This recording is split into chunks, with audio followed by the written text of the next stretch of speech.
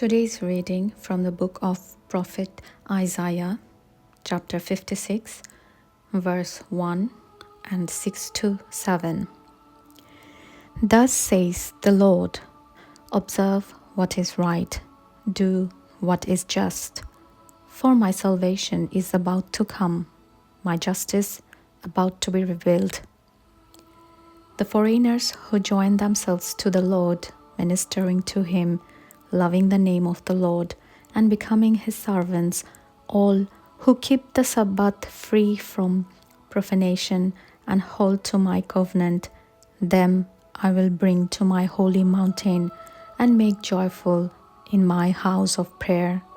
Their burnt offerings and sacrifices will be acceptable on my altar. For my house shall be called a house of prayer for all peoples. This is the word of the Lord. Thanks be to God.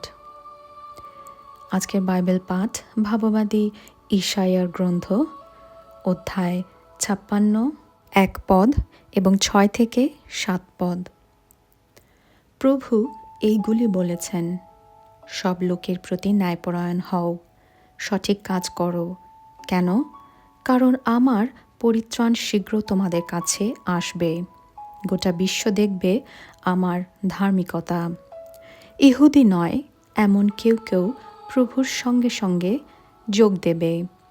তারা এই সব করবে প্রভুর সেবার জন্য, এবং তারা প্রভুর নামকে ভালোবাসে বলে তারা প্রভুর সঙ্গে যোগ দেবে তার দাস হওয়ার জন্য।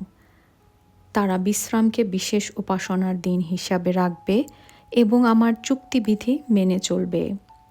প্রভু বলেন, আমি তাদের আমার পবিত্র পর্বতে নিয়ে আসব, আমার প্রার্থনা গৃহে তাদের সুখী করে তুলব, তাদের নৈবেদ্য ও উৎসর্গে আমি খুশি হব।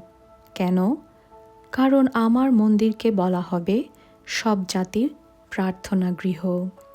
এই হল প্রভুর মঙ্গলময় বাণী। ঈশ্বর প্রভু, তোমার ধন্যবাদ করি।